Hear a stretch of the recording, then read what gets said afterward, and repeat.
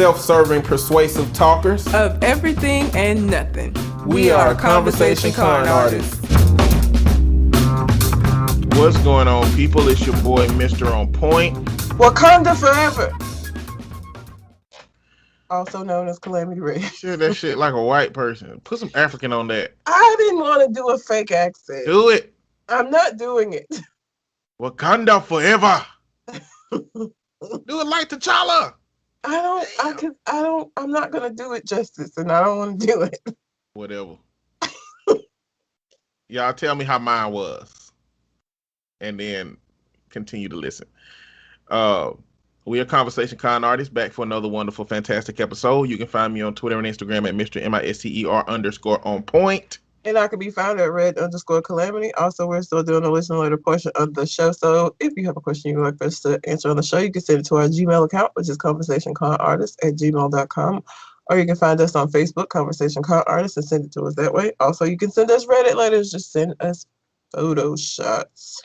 Which Colin has done for us. What's up, Colin? But before we get into the letter that Colin sent us, or the Reddit post, which is very long, I wanted to thank Randy for sending us art. I'm so excited. I get mine today. I've seen it. I don't have it in hand. I get it in hand today. Yes, she sent us a Pickle Rick and just some other pop art that I guess we can post on the page at some point. Mine is amazing. First of all, Randy, let me just say, the way that you have read my personality, kudos, ma'am. Kudos. Because the one about with the guy on it that's like a comic strip, amazing. Very happy. Because that's very much me. It's my life.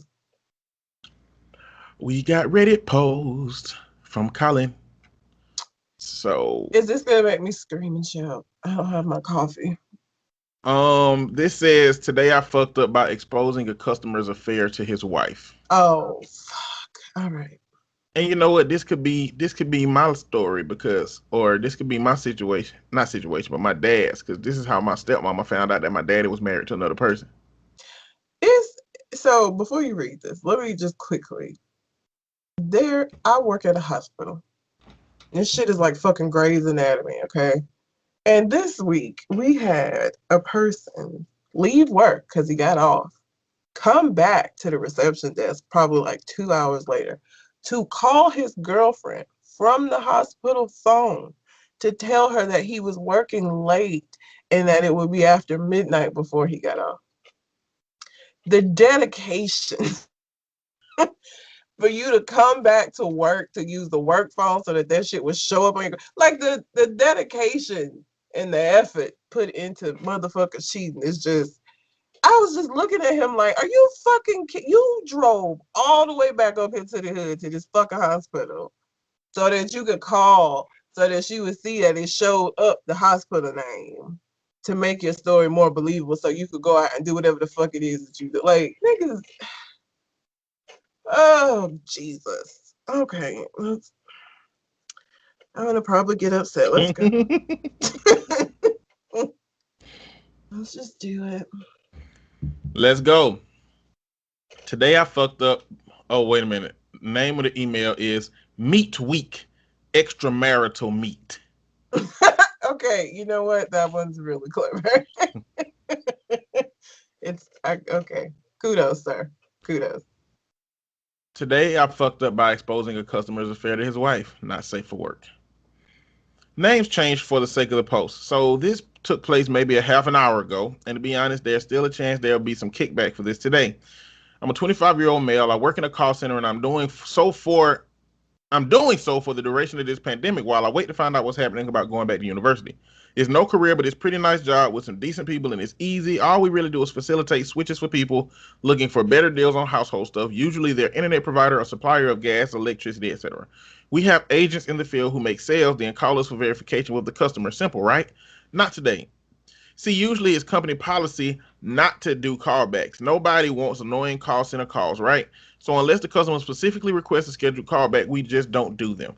I had a customer 2 days ago looking for a pretty pricey internet switch, going from some basic setup to a full TV phone internet package. The works, all the channels, anytime calls to numbers including international, 500 plus megabytes per second Wi-Fi, and it came up to over £100 a month.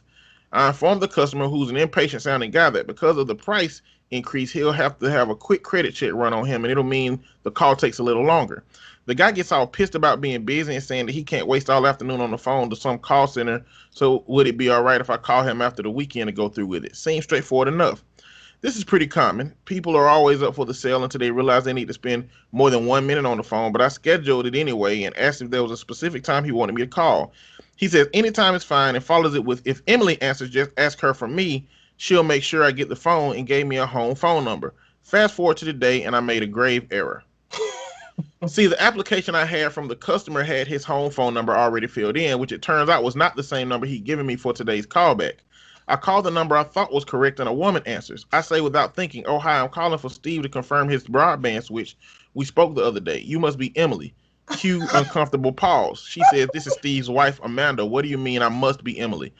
I apologized and said, "I'm so sorry. When I spoke to him the other day, he said if an Emily answers, just to ask for Steve." And she just goes, "I fucking knew it. I fucking knew it." And slammed the phone down. After checking the application against the Post-it note, I jotted some down on the other day. I realized Steve must have given me the number for where he was going to be today, and instead called his. I'd instead called his unsuspecting wife at home. Nobody's called in to my workplace yet, but if they do, I don't think they'll be happy. Too long, didn't read. Customer gave me a different number to his own for a callback, and I accidentally called his wife and revealed his infidelity. Now, there are 3 updates. Do you want to have a conversation about what we know now, or read the updates? Let's have a conversation about what we know now. And your camera froze. Okay.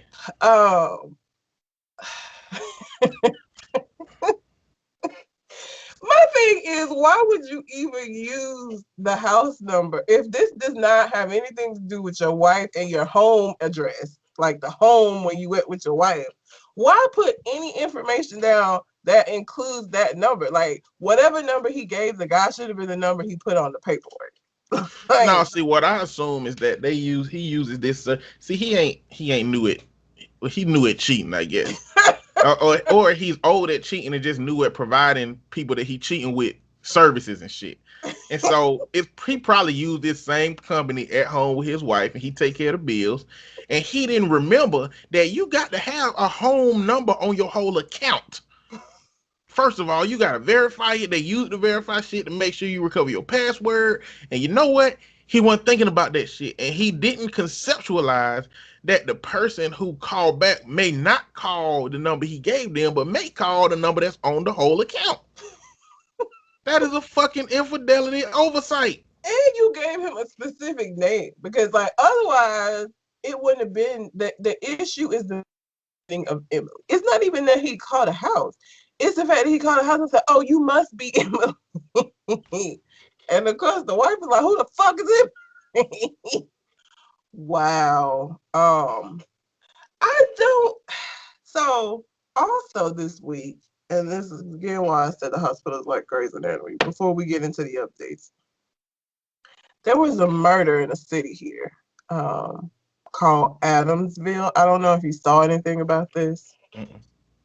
So there was a young man that worked at the hospital, and apparently he had a wife and children, but he was also fucking numerous people at the hospital and other people just in the city, apparently. And so what happened is he had a mistress, but he also had a side chick. So the side chick thought she was just the side to the wife.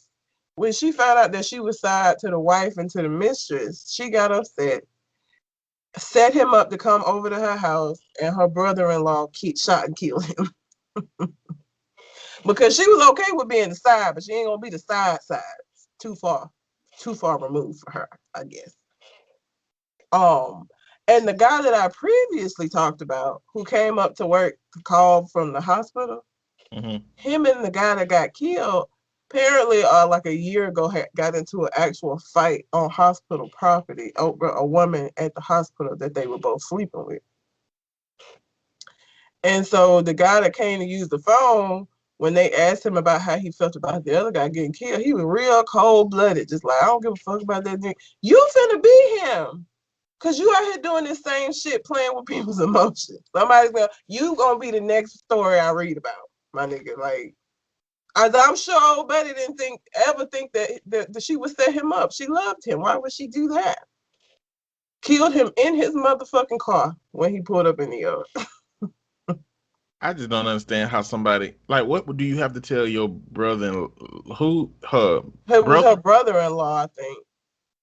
Was she married? No, it's her brother-in-law, her sister's husband. Or yeah. Brother-in-law would be like your sister's husband. But it also could be your wait a minute. It could be your husband's brother. Okay, it'd be your too. husband's. Okay, yeah. It could be, but this was her sister's husband. Okay, I gotcha. Yeah. What do you have to tell your sisters? Like, you finna fuck up your sister's life. They can't. What do you have to tell your brother-in-law that this man did for him to be down to come and just shoot a man when he pull up? What the hell? What the hell kind of misguided, irrational loyalty these people got out here? Well, I'm sure he would. So here's the thing. I'm sure in order for her to have been okay with being the side, like I feel like that's usually a particular type of woman anyway. And so it's not surprising to me that she is of the caliber where she would be able to talk somebody into murder. Like, I feel like there's no telling what she told the brother-in-law happened. Because I'm sure that she didn't just say, I found out he cheating on me and his wife. Like, I'm sure she didn't tell him that. Like, I'm sure that's not the story she gave him. I'm sure it'll come out in trial, whatever actually happened. But the fact that the guy who came to use the phone, like, basically laughing about this other, like, you finna be him, fool. Like, this, you doing the same shit that led to his demise. And again, niggas don't be thinking that women are gonna like they think they have these women locked in. So I'm sure he showed up to the house thinking this was just gonna be another one of his regular visits and had no idea that he had been set up for the okie doke. I'm sure he had no clue. This cheating shit, it don't matter what kind of it. I mean, I don't know. It just don't matter what kind of. Yeah. It don't matter what you could tell me. I ain't just gonna be ready to shoot somebody when they pull up in the driveway. Yeah.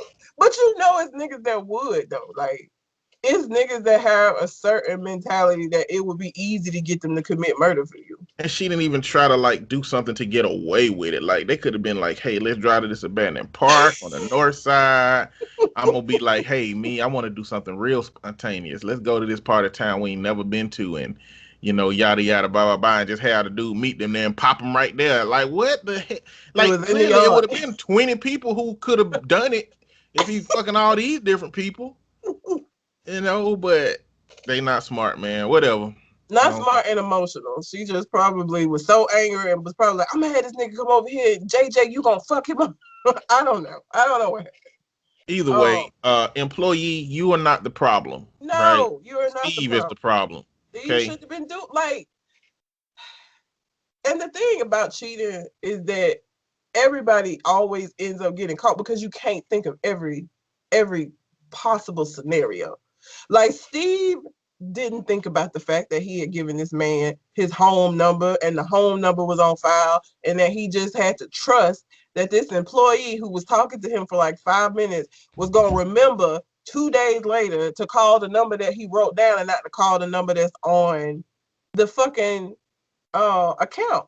Like, you ain't gonna think of everything. You gonna fuck up some shit. You gonna miss something.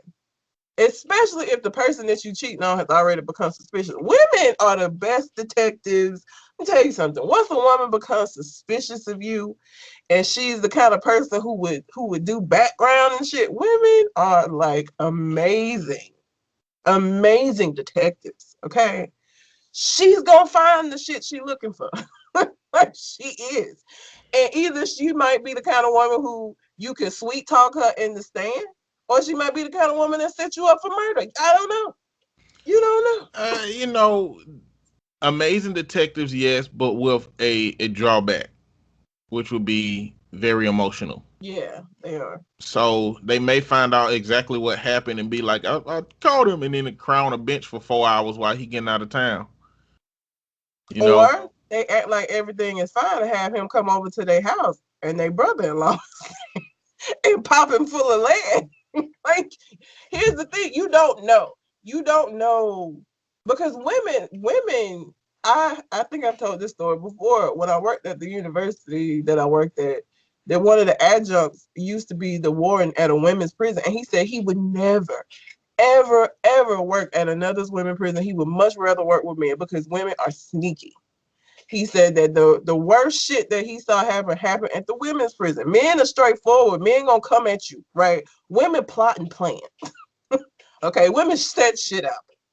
And he said he would never work at another women's prison ever again. Ever again. He said he couldn't do it. So for as long as you able to depend on those emotions working in your favor, where she's so emotionally connected to you that she willing to stay even when you fuck up, you good. But once that shit take a turn and those emotions switch towards rage and anger, you in danger. You ain't even gonna know it because like just know that playing with people's emotion is like playing hot potato. You know, it's only a matter of time before you hold that shit too long and it fuck you up. All right, you can't goddamn play with people's emotions. you You can't. can't calculate it. You can't calculate a person fed up. Somebody will have a dream about your ass and wake up like I'm gonna kill this Yes. motherfucker, and you just going about your regular day. Yep, fucking bitch number one, fucking bitch number two, fucking bitch number three, and now you get pulled up on. You pull up in the driveway, and now you got bop bop bop bop, got all them bop bops in your ass. And had no clue. That's the thing. Like, and I've said this before about like women and men that don't know women. Women, when they yelling and screaming and cussing and fussing at you, you still matter. Once they just like, oh, okay, it's you either in danger or she done and she finna fucking leave you, but you don't know which one it is. Okay, you don't know if she's just being like nonchalant because she just don't. She just decided she's just gonna let you do what you do and stay with you, or because she didn't set you up and you finna die today. You don't know. And it ain't worth it to me. Like I just the effort that people in general, men, it just seems like men do this a lot more, or maybe they get caught a lot more. But just people in general, I don't understand the concept of cheating. It's too fucking much. I ain't got time. Um, the What? reason that men get caught more is because they have this sense of entitlement. It's not always with men. It's not always that they were really trying not to get caught. It's that they were being secret about it because of social standards. I mean, it ain't even about that lady, his lady that he cheating on. I think that there's a level of entitlement that men believe they should be able to have this thing, and when they get caught, they just be still nonchalant about it, like, whatever. I think that like infidelity fucks your status up, and so even if you don't give a fuck about the lady, you still have a reason not to get caught based on how your peers gonna look at you, or your profession gonna look at you, or your faith is gonna look at you. But at the end of the day, for women, it's related to a whole host of shit: guilt, shame, embarrassment, bad decision, bad relationship, red flags you already been seeing, self-esteem, self-worth, why he need another bitch instead of just me. Men don't have them emotional experiences when it comes to cheating for themselves. They don't think about that shit. And it's a different experience when they get cheated on too, because Oh, it go back to that ownership shit, that property shit. Like and and like that's what. my excuse, my not my excuse, but my example is like my Xbox is my property. If I came home and my Xbox was gone, and I found out that what my Xbox did was went to somebody else's house and played it and let somebody else play it and came back, I'll fucking bolt that shit down next time. You ain't going no goddamn where. Because when I got home, I couldn't play the Xbox, or my save files was different and shit was modified and altered. So people who have this internal expectation that women are property, that's how they feel about when they woman leave and do something with somebody. It's like that belong to me. Can't nobody else mess with them save files and you bitch. You saving over my games. And this is why Putting batteries in my controller. Hell this wrong why with when I y'all. have conversations with people about cheating, and I hate when people say to the person that got cheated on, you know, well, are you gonna let this break up your family? I'm not gonna let shit break up the family. I'm not responsible. The motherfucker who decided to step out is. Because here's the thing. People throw that guilt trip on women when husbands or baby daddies or, you know, boyfriends that they got kids with cheat. Like, well, you gotta think about the family.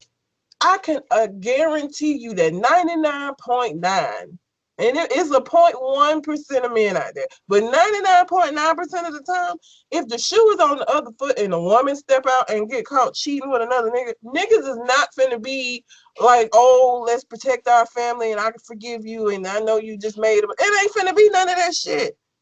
Like, you don't get that sympathy, I guess, or you don't get they don't get the guilt trip to stay, which is why it just fucks with me when people do that to women. Like, you're not finna, I'm not finna, no, it's not my responsibility to say shit. He fucked it up. So now I'm supposed to care about this marriage, this family, this relationship when he didn't care about it. Now all of this, all the responsibility is on me, because now if I don't forgive this cheating ass motherfucker, I broke up my family. Get the fuck out of here with that shit. Like, that's not how that works. And again, that's not how it works. If men that have babies on they woman, like, if she got pregnant by another nigga, again, 99.9, there's that 0.1% of men who would stay and work it out and risk his partners calling him a simp and calling him a bitch for staying with a woman that got a baby by another man. But most men ain't finna stay. But you expect her to stay when you go fucking up and make another baby? Like, no. That's why this shit don't rock me. They don't touch my emotion when people be like, but she's breaking up the family. I listen, if my husband cheated on me and I found out that shit, I'm leaving. You be surprised how many men stay, but it's got to have a lot more connected to it. Like the men who don't stay are men who like this is like general boyfriend girlfriend type relationships. I think a lot of men in marriages stay in their marriages. They If the just woman become get abusive. pregnant by somebody else, he gonna help raise a baby by another man? I don't think so. If he, I mean, I guess most of them cases, the man don't know that ain't his. So if we're talking about the rare subset of men that a woman confided in him that this ain't your baby, then no, they not staying. But we all know that the woman be like, I hope this his. I ain't telling nobody shit. I hope he never take a DNA test for 18 years.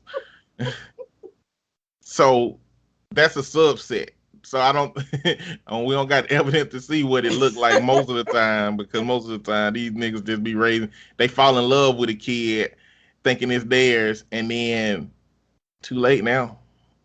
I actually had a therapy client like that. He well, he questioned whether or not his son was his son. And he didn't know, because the kid was like, I don't even know. Kid, it wasn't like a baby, right? This is a kid he didn't put time and emotion into. Like, kid was like 8 or 9 or some shit.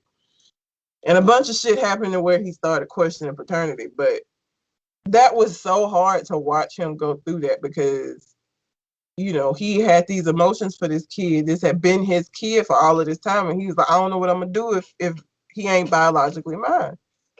Because for him, he didn't want to be raising a kid that was another man's responsibility, but he loved his son. So he's like, this dichotomy of, I'm going to be a simp raising this child this bitch had on me. Or I really love this kid. Like, he's my son regardless of whether or not it was my semen that brought him to be. Like, and just watching that struggle for him, it was sad. It is sad. It was very sad. It was hard for him. Thankfully, it turned out that the kid was biologically his, so he didn't have to make that choice as to whether or not he was going to continue to remain in his life after he found out that he wasn't his kid. The choice that was taken away from him because it was his kid. But I can't imagine for a man that finds out that it ain't his child. What you gonna do? Well, women, I know it ain't my fucking baby, right? Ain't no question. Ain't no maybe it is, maybe it isn't. I ain't gave birth to no baby that ain't my baby. But for men, it's like you can go, invest time into a child and not know. That has to be emotionally difficult. But what's the update? What happened? What happened? What the hell did I take? Where did I go with the post? Oh, here you go. Update. Well, fuck. Angry Steve just called my workplace and has achieved nothing but making himself look like an even bigger fucking dipshit than he already has. Also, for the record, Steve was always a dick who can die in a hole and deserves all he gets. The reason for today I fucked up was because I worried about my job. So I haven't worked here very long and I'm still learning things about company policy. And it turns out that when an application is put through by an agent, it must be the applicant's own details according to what they provide the agent. So I was only technically allowed to call the wife anyway, not Emily's home numbers as he gave me. If he wanted to call a different number, he would have had to have a new application submitted with revised details. It wasn't enough to just give me a different number over the phone, so my job is safe. Phew! However, my manager isn't happy and I'm getting a write-up, but I can live with that. They don't mean much and I've never had one till now. Always on time and have taken overtime voluntarily. Anyway, this guy phones up and before saying anything else, leaves the car with one of my colleagues, who, by the way, is a teenage girl and what I think is her first job. And he says, put me on with the little fucking cunt who thought it would be funny to call my wife earlier after I explicitly told him not to. Obviously, the poor girl was confused and looked about to ask the room for a manager ASAP. I immediately piped up and said, is it Mr. X from insert location? And she confirmed. So I got her to transfer the call to my desk ASAP. Steve comes on the line and goes, I bet you think you're well fucking funny, you little prick. Put your manager on the phone and see if you're so smart when you lose your job. So in my most sarcastic, overcompensating, cutesy phone voice ever, I say, of course, sir. Let me just transfer you to someone who can help. Then put him on hold for 20 minutes, hoping it would wind him up even more while I found my manager and told him about the whole situation. He explained what I said above and that I wasn't technically in the wrong from a legal standpoint. And then my poor team leader had to quickly explain to Steve that he didn't have a legal claim, but that we're sorry for the distress call. Sucky, I know, but it's a business after all. And now hopefully Steve's evening culminates in his entire life being ruined. I got a disciplinary write-up, but it's over now. Sorry for the wall of text, but thanks for the awards. Update number 2. For those wondering about the disciplinary, it was a formality and was the lowest possible level write-up my company can give. It was given as a formality because of disruption to the office. The girl Steve called was upset and it became a whole thing. He argued that I still made a mistake, but that I ultimately am in no trouble over it. He also cited on the write-up that leaving him on hold for so long just to wind him up was a spiteful and petty, which, yeah, but Steve deserved it, so it'd be like that. Update number 3. Not a continuation of the story, but thanks so much for the insane amount of awards. I didn't even know an Argentinium award was a thing. So on Reddit, they give out awards. They got like the whole list of awards you can give for people for their stories and shit, and how they engage in it. I'm glad this story is giving you guys as much joy and faith and karma as my colleagues and I today. It spiraled to become the talking point of the whole office. There has been a bit of a scandal. Your support over my write-up is touching, but I won't challenge it. Hopefully before long, I'll be on the better things. This was just will be a funny memory. This has even somehow birthed its own subreddit. To the creator of Today, Steve Fucked Up. A special thanks again for so much love. You Reddit bunch are the best. And this comment on it, I've done similar things. I work for an online payment company, big one, you can probably guess. So lady calls up and tells me a payment comes out of her bank each month and that is to our company name. Can I check it for her? So I get the amount on the date it comes out, do security with her. She informed me her husband shares the account too, but he didn't know what the charge was either. She's not tech savvy, so is not sure how to check herself. So I find the payment and it's a subscription. So I tell her it's a subscription and it's to a website called Illicit Affairs. Before I see if she wanted canceled, I just hear Jack name change, and her husband comes in like, what? Then I hear lots of, you fucking bastard, how could you? What the fuck do you think you're doing? Before she finally hangs up, I felt so bad for her finding out that way, but I'm glad she found out her husband was cheating. Oh, the fact that Steve want to call back and get somebody fired because you fucked up, sir. You want to ruin somebody else's livelihood because you fucked up. You made a mistake. Okay, you did. And now you're going to be even more of a dickhead by trying to get somebody fired. You piece of shit. Listen, if you want to learn how to cheat, just hit me up. Oh, Okay, God. I'll help you. I have no moral stake in keeping your life sound. You know, if you want to be a dickhole, go ahead. I won't feel bad about it. It's gonna cost you though. Okay, I'm just gonna give y'all some quick tips now. All right. First off, you don't have to use the same companies to do anything with. If you're having an illicit affair with somebody that has another home, just fucking use another company. All right. Just use another fucking company. Number two, there's nothing wrong with opening up another fucking bank account, okay? You can have more than one bank account. You can have bank accounts at a whole bunch of different places. You know what? You can even have a bank account at the same bank and you can open up a fucking business. Okay? You can open a fucking business and pay a person from a business account. You can do that shit, okay? Not only that, but you can also, this may be thinking a little bit forward, use the other fucking person's information and name instead of yours. You don't have to use your name. You can make up some shit. They don't verify a goddamn thing as to who you are when you do that shit except by card. They do that if you pay them by card. But you don't have to. You can just use the other person's information. Just free tidbits for you. If you want to cheat, holler at your boy. I'll help. But if you get caught, it's your fucking fault. You shouldn't have did that shit no way. I Okay. can't. Thank you, Colin. That was very interesting. I just don't. Again, it's the effort that people put into cheating on other folks.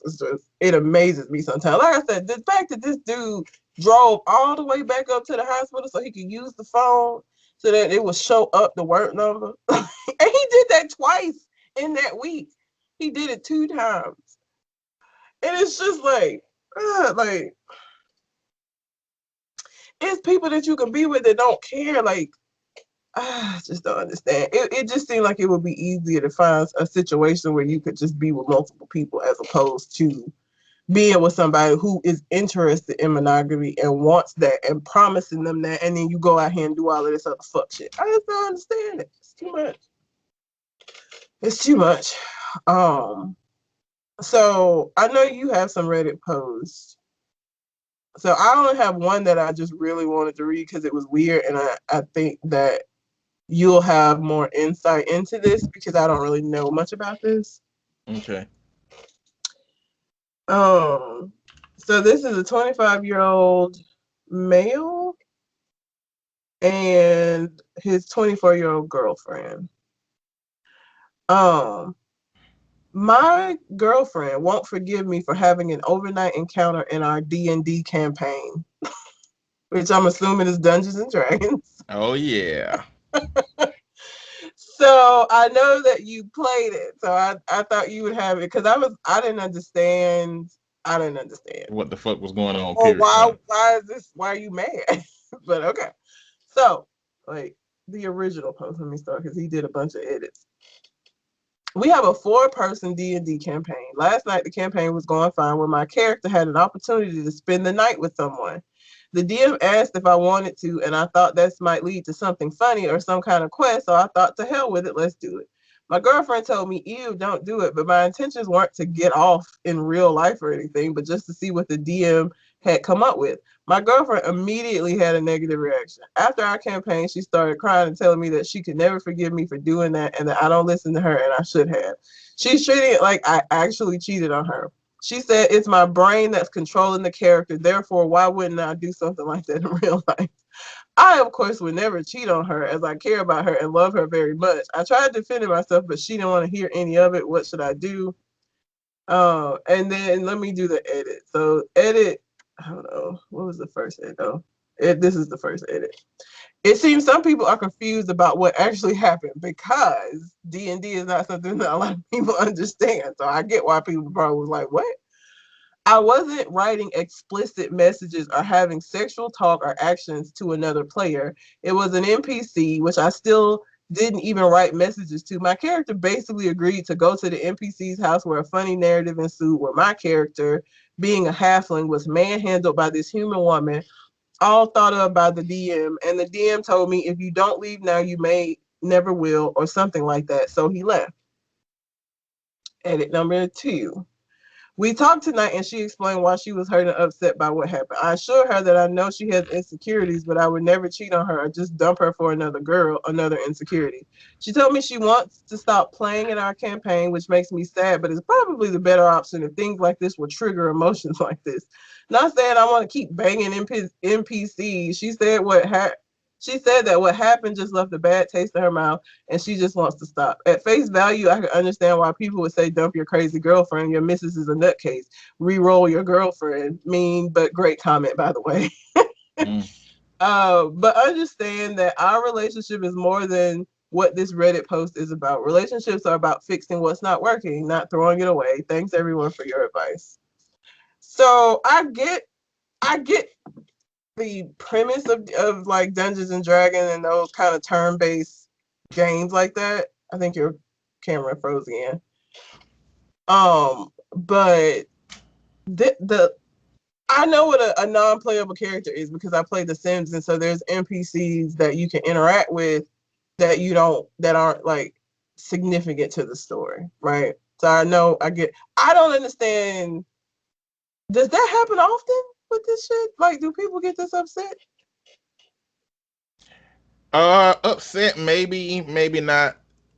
So D&D, Dungeons and Dragons, is just a paper Fallout, if you don't know what that is. Fallout is just a game where you just going around the world doing missions, but it's a paper version. And there's something called a dungeon master who gets to create whatever scenarios he wants. And they kind of have a foundation of their world set up, but you can say, I want to do this. And with all things considered about their world, they'll create how it happens. And that exists within all these pre-existing relationships. So a halfling, like different people don't get along with people. Clearly, orcs, nobody really like orcs. You know what I'm saying? Barbarians are isolated, social, unsocial motherfuckers that may not be able to speak. You got really little people, like all the races you'll see in like elven shit, like Lord of the Rings. Basically, D&D is Lord of the Rings. And people get invested in these characters. Like you roll for a character, like you roll dice that determine what your strength is, what your intelligence is, all of these different things, and people get invested in those characters. But the thing is, this is a mission. This is a game that is full of missions. So it's very easy for people to die. It's very easy for people to make decisions that fuck up their health and their strength. And these are characters that you put energy into creating, you know? And so, yeah, people really get emotionally bound to this because when you play D&D, you're not yourself anymore. You're that character. And our DM had us come up with voices for our characters. You know, just so sometimes when we want to speak as our character, we'll know who it is. So I had a barbarian named Crunk, and he was like six something, like 6'9", and he had long dreads, but he couldn't really talk. He could kind of grunt, but he was the leader of the group because everybody could understand him. He started learning how to talk as he was around all these.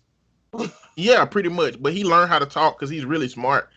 But uh, but at some point, also I had a wizard named Emery Goldbeard, and he had a family full of long beards.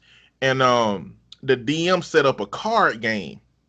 He had a deck of cards, and we ran into this guy in the game called the Card Master. Now, you know, with the way he was DMing, dungeon mastering, we was gonna run into the card guy anyway. He wanted that to happen in his campaign, that's a part of what was problematic with our crew. Like he had these things he wanted to happen, and he made them happen. It just wasn't organic as our decisions were.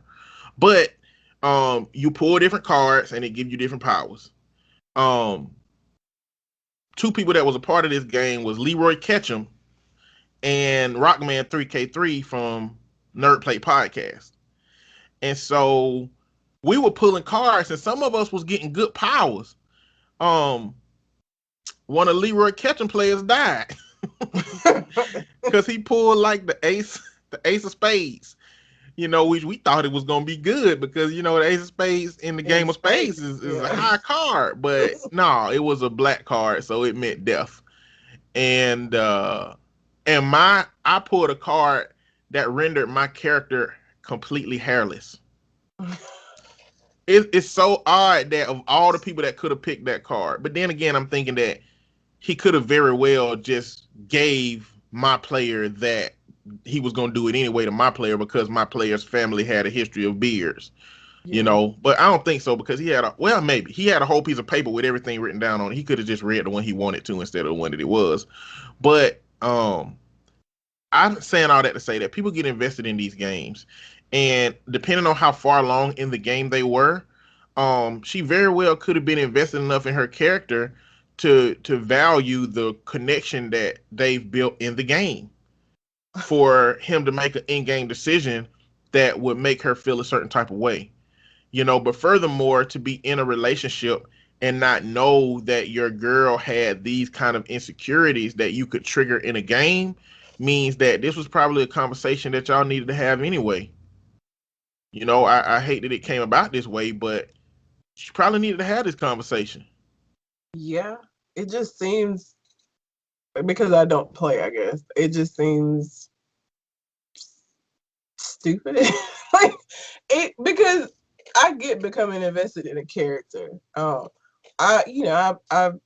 Sims 2 is what I play. I'm playing Sims 4 on console now, but I had created I don't even know if I ever showed you. I had a notebook, I was tracking shit, and my computer crashed, and I thought I had lost all of my progress. So I get being a vet. I was about to lose because I worked so hard on it.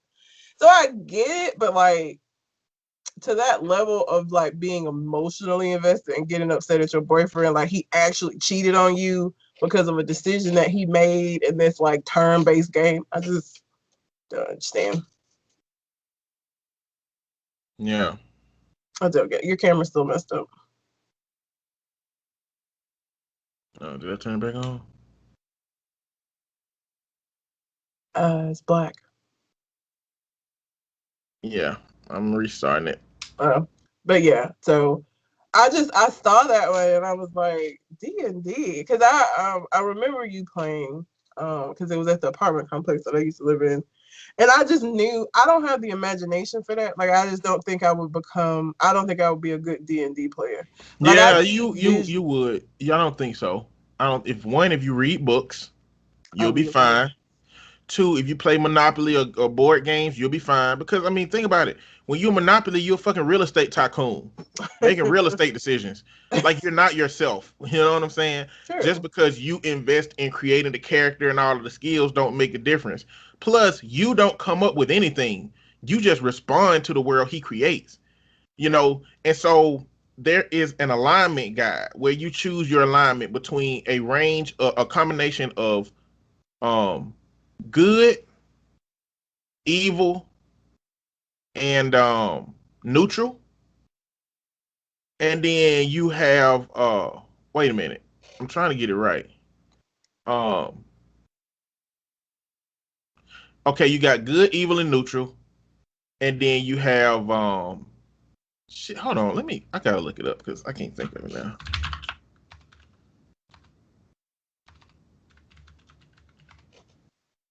You have lawful good, neutral good,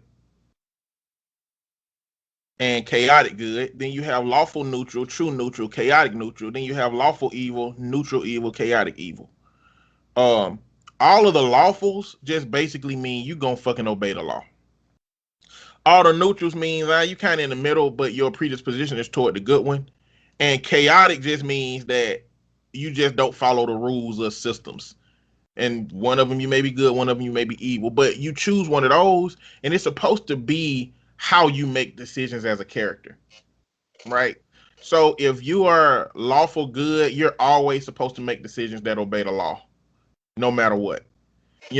So if the DM create a situation where y'all can where y'all could y'all find a bag of money on the ground and y'all know it belongs to somebody, but y'all could get away with it. The lawful good person would decide that no, we got to take this to the authorities. And that's how y'all characters interact. So basically, you just responding to the world that they create. He'll say stuff like, so IDM will say stuff like, so what do y'all want to do? Do y'all want to go to the local bar and see what rumors are going around about what, kind of missions are around here? Do y'all want to go buy things at the local shop?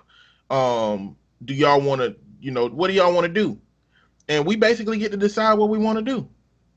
And so the first thing we would do is go to the bar, see what rumors are swirling around, and what he'll do is he'll make us roll die that got like an 8-sided die, and we'll roll it, and out of those 8 things, we roll whatever we roll. That's the rumor we overhear.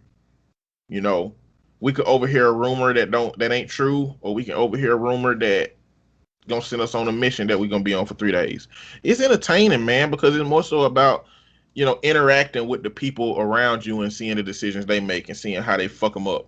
You know, um, one notable story is that we had a situation where we went to the bar, and the bar owner was this guy, and he had a daughter that worked there that served beer.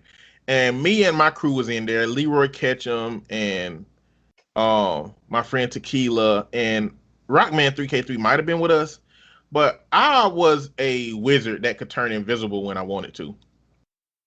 And and what happened was this dude, um, she wasted some beer on the dude, and the dude punched her out cold. And Damn. so yeah, and so my character got up and started some shit. And that shit started going south. So my character just disappeared and just sat back at the table and started drinking his beer. Now Leroy Ketchum. Now let me add something else. I might be telling the story wrong, but in D&D, when you roll the dice, it determines how successful you were at the thing that you wanted to do. Right? So if you say I want to jump up on the table and spin kick somebody, based on your size, based on your strength, you may be able to do it if you roll high enough. So you got to roll. And Leroy Ketchum, he said I wanted to jump up and swing off of a chandelier and kick one of the dudes in the chest. And what happened was he rolled like a 1. And he jumped up on the table. So the DM said what you did was you jumped up on the table, slipped because there was beer on the table, hit your head, and knocked yourself out for the rest of the duration of the fight. Basically.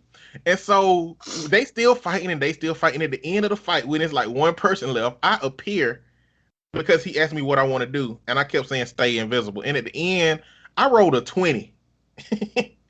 And I like took my weapon and threw it and hit the last dude in the head and knocked him out and ended the fight. But it's just like, so that was a whole dick move I did. But I see him doing what he did because it's some shit I would never do in real life. But it was this was a moment where to see the bounds of the game and see how the DM develops it. So I think that the fact that he would stop playing D&D altogether because it sparked up these insecurities in her is probably the reason why, if he knew about them before this, he probably wouldn't have done something like that. But this game just brings out your imagination in ways that you might not he's think not about. gonna stop playing. She's gonna stop playing. Okay, well, yeah, either way. Yeah. But him understanding still, I feel like if he had known before, he wouldn't have done that shit. All right. So we're gonna replace viral post this week with just I'm gonna do some Reddit stuff. Okay. And viral post ain't as long as this Reddit situation gonna be. But I'm just gonna read you some stories. Options, yes. Okay.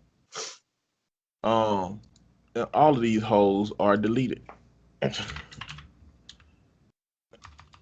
So I use this group on Facebook that gathers all of this stuff together, and then I just choose some, and then they click the link, but 3 out of 4 are removed, but they got screenshots on the page. So okay. I'm gonna see which one you choose first, then go find a screenshot.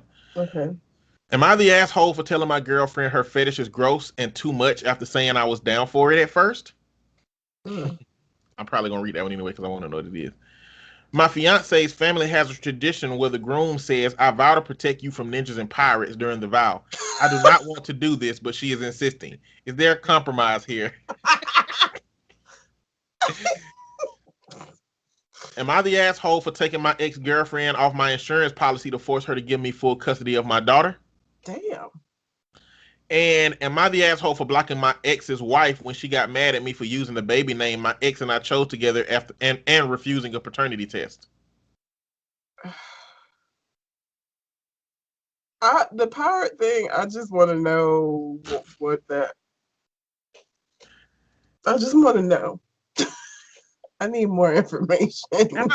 I don't understand why this one would be. Well, no, I won't say why this one would be deleted because with the way Reddit posts go viral, if you leave any specific information about something, it's going to be found.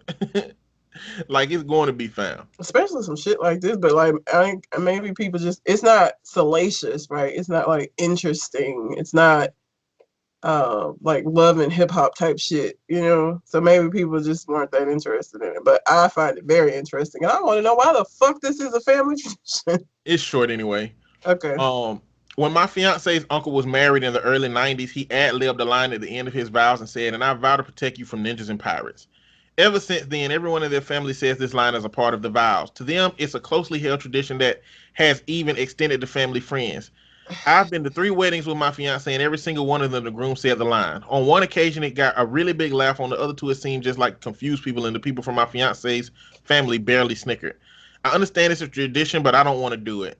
I'm not a funny person, and the thought of even being up there makes me nervous, much less drawing attention to myself by making a joke. But my fiance says that you have to do this and that she's been looking forward to this part of her wedding since she was a kid. It's become a major issue for us, and we're upset at each other over all the time over this. Are there any solutions to this that I'm not thinking of? Thank you for offering your opinion. It would be easier if it was switched, right? The problem is that he has to be the one to say the shit. Like, if it was just like the tradition, like if it was his family who had the tradition, and all she had to do was stand there and let him say it, be different. Him actually being the one that has to say that shit, like, and it ain't even like there's the story, but I don't know. Man, it's just not me. It's just not that big of a deal. It just wouldn't be that big of a deal for me. But as a person that's not funny, I just don't know if that gets it. I mean, I think you should work on doing it. Practice your vows and just do it. You know, like this is what your lady want, and wedding's about the lady, right? That's what they say. That's what they say, but I don't know. I don't know that you want to start your marriage off being forced to do something that makes you uncomfortable. Like he sounds like this is more than just like he thinks it's stupid. Like he sounds like he got some like social anxiety. Like he already nervous about being up there. This is not something that he wants to do. And it's not. I was waiting to hear that it's like I don't know, like more family involved. It's just a dumb thing that her uncle did one time that they all decided, let's keep doing that shit. I guess I'm looking at it like, will it be harder for him to have done it? Once he processes and moves forward and they marry, or will it be harder for her to live with not having something that she wanted? Because at this point there is a social context around her family, cultural context around her family. It's something that she's glorified in her head, whether we agree with it or not. She done made it a thing since she was a kid, and she been seeing it at every wedding. He seen it at 3, she seen it at ain't no telling how many. So it's like, I think it'll be easier for him to get over that shit after it's done than for her to realize that she didn't get something that she don't want in her vows for the whole time. They're supposed. Your wedding vows are supposed to be specific to the person, right? This doesn't have anything to do with her. This is again, it's something her uncle said. This isn't. I don't know. Well, it got something to do with her in the sense that having to do this just because, like, it's not. but it's something that she's memorialized, and people memorialize shit that don't understand all the fucking time, and it's important as shit to them. I mean, so regardless of how it looked to us, I mean, she got it memorialized now, and she gonna feel a certain way if he don't do it, and he gonna feel a certain way if he have to do it, Yeah. and so there is no compromise. Like, there's no compromise. He's gonna have to do that shit or not do it and deal with the reaction to it. Now, realistically, I don't think either one of them should have a fucking problem if they don't get their way, because it ain't shit. If y'all would marry each other, then would you not? If you don't get this phrase, or if you have to say this phrase, you know. But for me, it's gonna be, I don't give a fuck what my lady want to do when we get married. I'm doing the shit. I don't care. Except married naked, maybe I'll even marry naked. Goddamn, if I done spent my time getting swole, get shaved up, get this hair off my body, maybe I'll do that shit too. But right now, no. I don't know. It's just, I get it. I would not want, and I mean, maybe it's because I don't have like strong ties to my family just because of family trauma, but I wouldn't want to I wouldn't want to make my husband do something that was going to embarrass him on our wedding day, because it's our wedding day. But I also am not somebody that looks at the wedding as like it's just for her. Because I don't really give a fuck about having a wedding. Honestly, I would much rather go to the courthouse and have a reception. And I hope whoever I end up marrying is down with that. Because I really don't want to have to fucking plan no goddamn wedding. That shit sounds horrible to me. It sounds like a lot of fucking money. It sounds like a lot of fucking stress. And I would just much rather plan a reception than a fucking wedding. I don't want to do the shit. So because of how I feel about weddings, to me, it just don't seem like it's right to force him to be uncomfortable during some shit. But that's because weddings aren't that big of a deal to me. Like, I don't give a fuck about this shit. It's a day. It's a day in the big scheme of this marriage that we gonna have. I don't give a fuck about no wedding. So you might never get married. Why you say that? Because if you don't put no pressure on no man to get married, girl, you ain't gonna get married. You know what? I would have said that before this last person that I talked to. Because I feel like he would have been pressuring me to get married. I think there are men that... Well, if you met him, you ain't gonna meet another one in 20 minutes. If you met him already and that shit didn't work out, then I'm sorry. It didn't work out specifically because he was pressured. Like, I felt like the dude in this, like, he was just pressing for a lot more than I'm like, we just met. Like, relax, calm down, slow it down. Hold on, you want to do too much. Calm down. Oh, just come Netflix and chill. That's for it. now. And just don't be worrying about that extra shit. Yeah. Just relax. Breathe a little bit, goddammit. Meet parents and shit. Like, the fuck is you talking about? We didn't even know each other that long. First of all, I have to make sure meeting my parents is a whole fucking ordeal. And I've literally only taken 2 people ever in my entire life to meet my family. That ain't no shit that I do lightly. My family's crazy. And I just don't want to do it. I don't want to deal with it. So, like, him pressing for that, and he was talking about moving in together and shit. I like my space.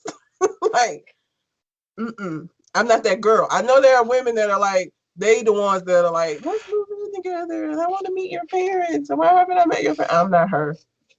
I'm not her. You are not. And if he knew you well enough, he would know. Yes. He would know he should have been trying to find his own damn place to live. Yeah. Pretty much. So yeah, I mean, I may not get married because I really don't give a fuck. Like, I don't care. Marriage it's never been, and again, this is probably my own trauma showing its ass, but like, it's never been a big thing to me because the marriage that I saw between my parents was bullshit. So like, I was never the girl that was like, oh, I want this wedding dress and I'm gonna have to do this at my wedding. Like, never. I don't care. That's probably my situation too. I mean, my daddy was a philanderer until he went to jail, and then they got a divorce while he was in jail, and then my mama married a couple of stepdads who was trash, so it's like marriage can come and go, but what about the shit that will make you stay? Yeah. What about who the person is? What about the character of the person? What about the fact that you want to build with that person? I don't have to be married to do all of that shit. Nope. But I can be because that's how little of a fuck I give about it. It's like I Yeah. don't care about marriage to the point that, I don't have to have it, but the odds that I meet somebody who don't want it equally or don't care about it equally as me is too slim to not want to get married if I found somebody that offers me the things that I desire to have in a relationship from them.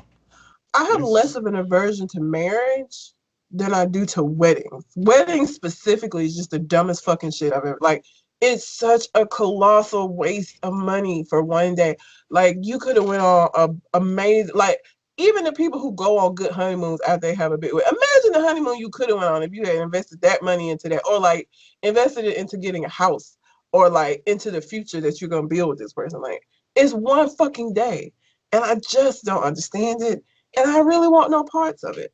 So I really hope that I meet somebody who, even if he wants to get married, I'm down with that. You want to get married, we can get married as long as a suitable amount of time. Like I feel like we in a marriage kind of place where we can tie our shit together legally. But the wedding shit, that's gonna be a hard sell for me. It's gonna be very hard to sell me on planning out this big ass party for other people. I just don't. It just doesn't make sense to me. It's a waste of money to me. yeah, Like I, I have a big aversion to weddings. I I'll got you. go to the shits, but I don't like when people ask me to be in weddings because basically what you're asking me to do is spend, $400+. That's what when you're asking me to be in a wedding, I see dollar signs. Yeah, Because that's my problem too. you asking me to buy a dress that I'm only gonna wear this one fucking time and I can't return it, and shoes and get my hat like I see dollar signs when somebody says, "Could you be in my?" I don't get upset when people don't ask me to be in a wedding. I have not been in weddings because a couple of times I couldn't, and one time, he switched up onto me at the end, which is fine. And he sent me and I didn't know how well he knew me until he sent me the message after, because he didn't send it after the wedding. Like they planned to get married earlier on and asked me if I'd be his best man. I said yes out of obligation, and then they canceled that wedding. And so when the new wedding came along, I didn't hear nothing from him. I got an invite to the wedding, but I wasn't the best man. And so I was happy, you know. I was like, okay, oversight or whatever. But after the wedding, he sent me a message and said, "Hey, um, I know that I know that you were my best man before, but of all the people in my life, I knew you would be the only one that would really have no problem with not being that."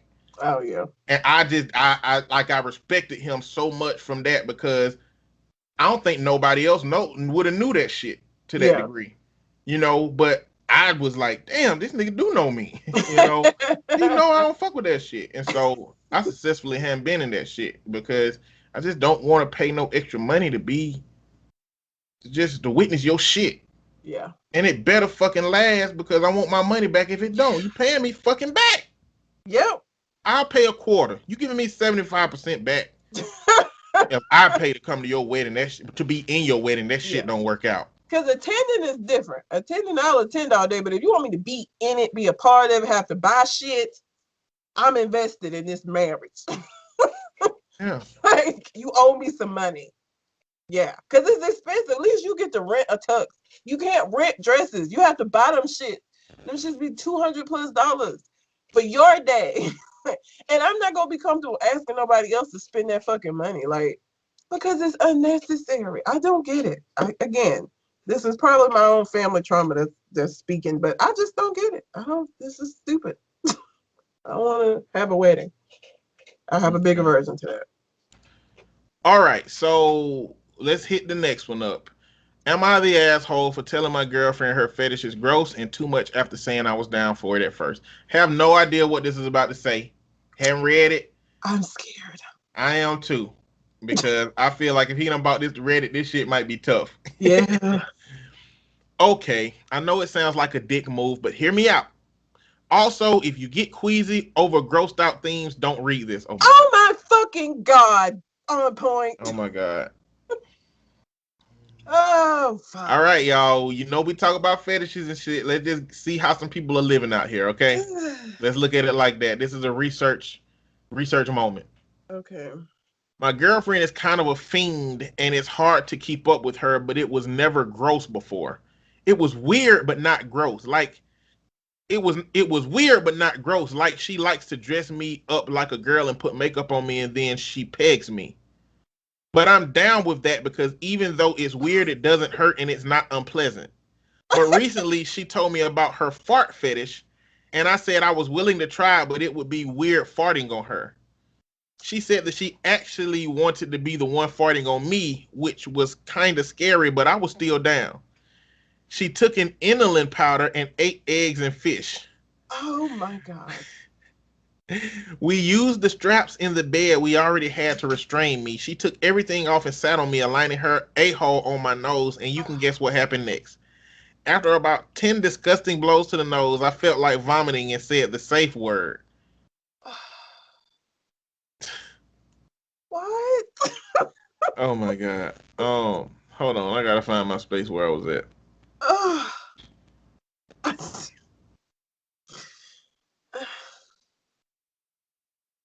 After about 10 disgusting blows to the nose, I felt like vomiting and said the safe word. She said, "What? Come on, it's only been 10 minutes." I told her that was fucking disgusting and one of the worst things I ever went through. But she said, "Yeah, of course it's disgusting. That's why it gets me off. You said you were down and now you're shaming me after 5 minutes of trying it. It's one thing to not like it, but it's another thing to call me a disgusting person." She was mad at me for the rest of the day. Am I the asshole? I mean, okay. I So mean, she's literally the asshole. she's literally like he was willing to try it. And I think his reaction is not him kink shaming her. It's just the reaction to something gross being done to him. Like, ugh. And she ate what? Fish and eggs? Oh man, it must be horrible to have a girlfriend whose fetish is just disgusting shit. Like she wants to peg him. Your camera froze again. Um, it, and I mean he's been willing to. I don't think it's fair that he doesn't get credit for the thing. He was willing to try because let me tell you something about what Red would not have even been willing to fucking try. Okay. As soon as that was brought up and that was a thing, I would have been like, fuck no, you're insane. Not gonna happen. Not with me. Like he was at least willing to try. And she just sat on his face. That yes, that does make me queasy. I don't think that he's an asshole. I think the girlfriend is an asshole. Um, because basically she didn't get what she wanted. Like you have even with you having a fetish, you have to be respectful of other people not having. You know what I'm saying? He was willing to try. He tried it. He didn't like it. You have to respect that. Yeah, That's how that shit works. Like you can't. He can't be forced to do it. He and tried.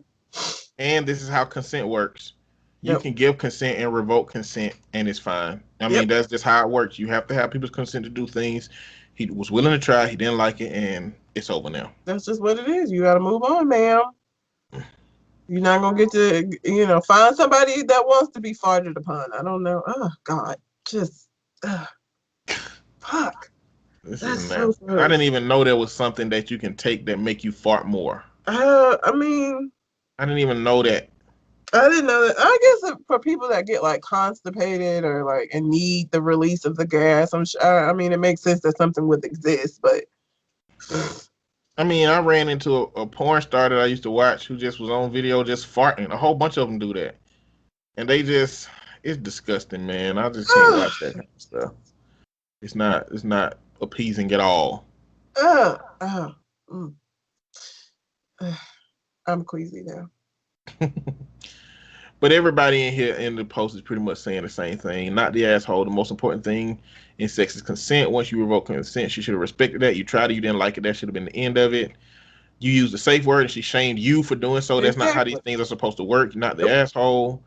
Somebody said why in parentheses smelled TA. So you smelled the asshole. Not the asshole. You're allowed not to like her kinks. You're allowed to try kink and decide halfway through that you don't like it anymore. From what you've written, it sounds like you call the kink and the experience disgusting, not her, which makes you not the asshole. She sucks for getting angry at you for safe wording and wanting to stop. So yeah, you're not the asshole, man. No, you did what was supposed to be done. She is trying to shame you into continuing to do it by trying to make you feel bad by not wanting to, which is not the way that those situations work. Like you tried it, you didn't like it, so that's the end of it. Yeah. It should be the end of it. She's the asshole, figuratively and literally.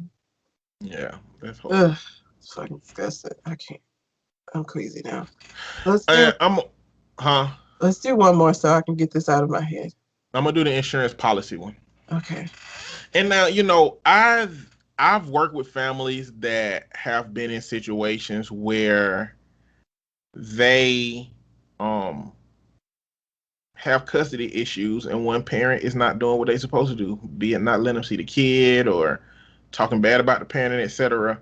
No, that's And why I so need to know what was happening that caused him to use this tactic of I theirs. know, Yeah. but I was finna say, like, don't take stories like this lightly if you ever feel like you may have a child and you may be at odds with your baby mama or baby daddy.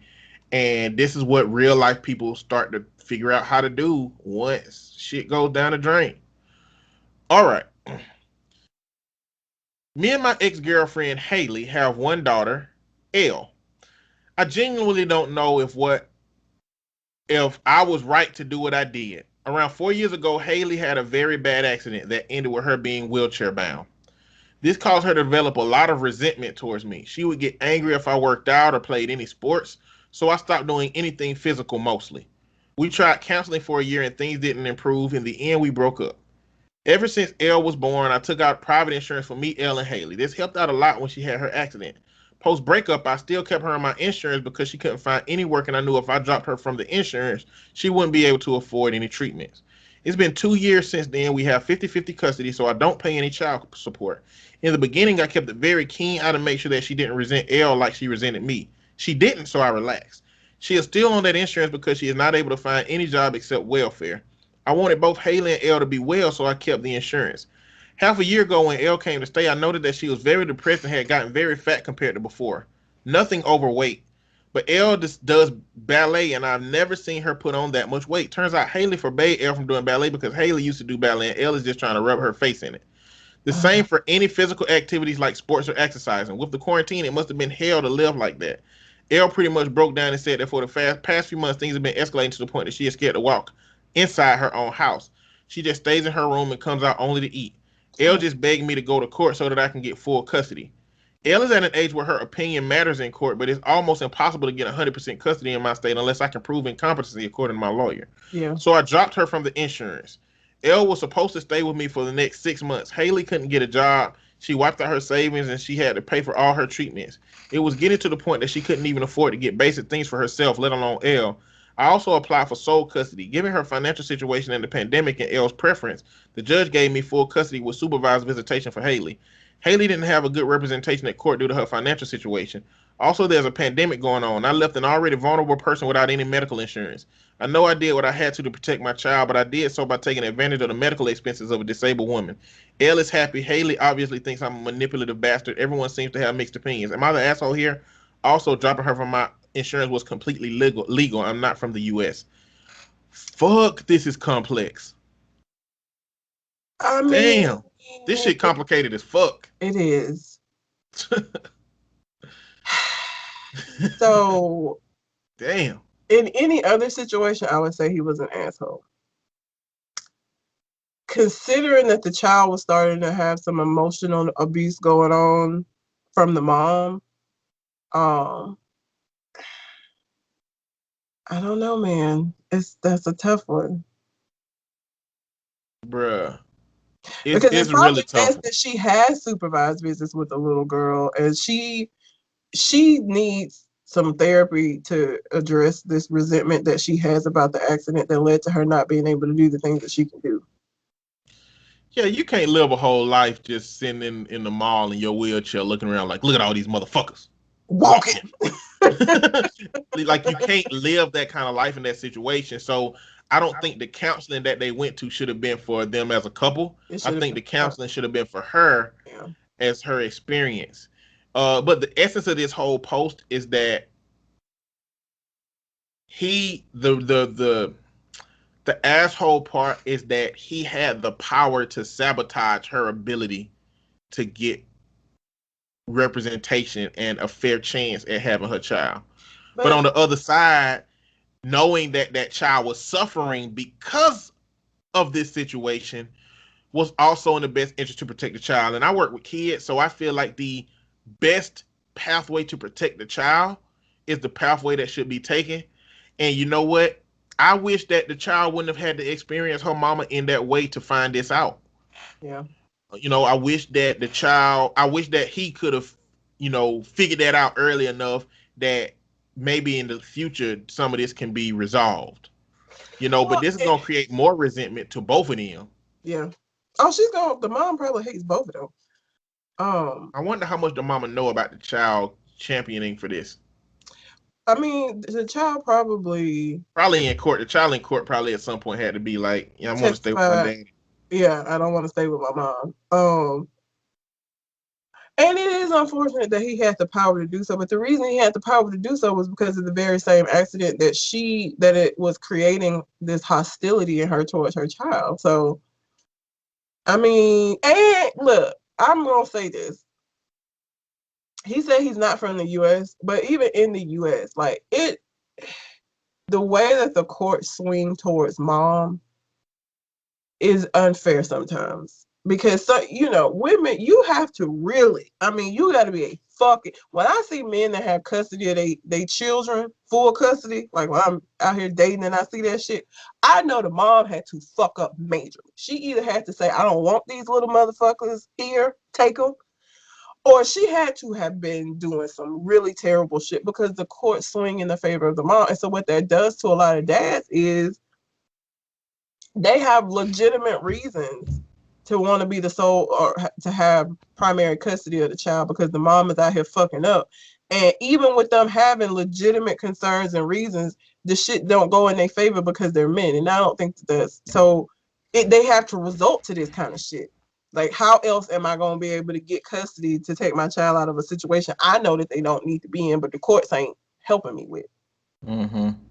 And so this happens a lot where men have to do these like underhanded ass things. And it shouldn't even be that way. It should have been enough for that child to say, my mom, I'm having issues with my mom. I don't want to stay there. I don't feel comfortable staying there. That should have had enough weight. You know what I'm saying? But it doesn't. It don't. Mm-hmm. It's a complicated situation, but I don't think he's an asshole, and he feels bad. And it's not like he's gloating about it. He's not like, bitch, took your kid, he took your insurance. He feels bad about it, but he also knew he had to do something to make sure that his daughter wasn't going to be emotionally abused. It's a tough situation. He made a tough decision. I don't think it makes him an asshole. I think it makes him somebody who made a very tough decision in a fucked up situation. Yeah. I think that I don't think she's an asshole. I think she's a person who went through something traumatic and didn't get the help she needed. And she got a big ass chip on her shoulder. I don't think she's necessarily an asshole. I think she hadn't processed. That's a big ass chip. If I lost the ability to my mobility, I don't even know. That's tough. Yeah. And especially for somebody who was active and athletic and was doing ballet and all that kind of shit, like, that's hard too. So I don't think she's the asshole. I think she's a hurt person that didn't get help. And she still needs to get some help for this. That resentment's just gonna grow, and it's gonna go out to not only him and her and the daughter, but everybody. She is gonna be that person sitting in a wheelchair in the mall, like, look at these motherfuckers walking around. So the comments are pretty much saying that he's not the asshole because he got the child out of a situation that she begged to be out of, and that the wife buried herself in grief, and so he got it. This one person says, like Haley, I watched my entire life fall apart after a whiplash injury. It sucks major balls, let me tell you.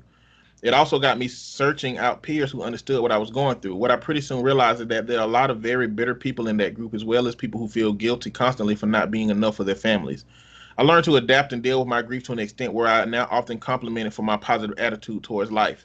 Usually I say it's because I had time to mourn my own death and chose to do it full on. It really feels like a death, and the grieving process feels very similar.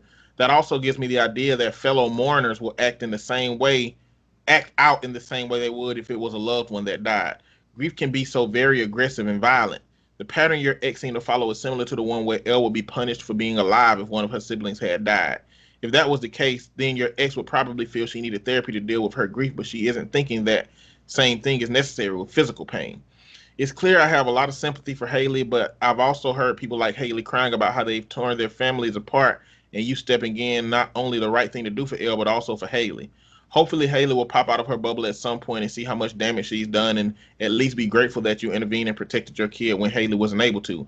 It's a harsh move, but very few of the chronics I've met would have said that Elle should be left in that abusive household and suffer alongside her mom. Whatever it took, you needed to get her out of there. If possible, I get Haley back on the insurance now. She promises to go to counseling. Elle shouldn't stay there as it is, but to try to better their relationship for Elle's sake, it could do wonders if someone helped Haley through this. I heard a statistic saying that 50% of chronic pain patients will get depressed as a direct result. This is not uncommon. She needs help, but Elle should definitely be your number one priority, not the asshole. And hopefully Elle will once again see her loving mom when the pain monster is slayed.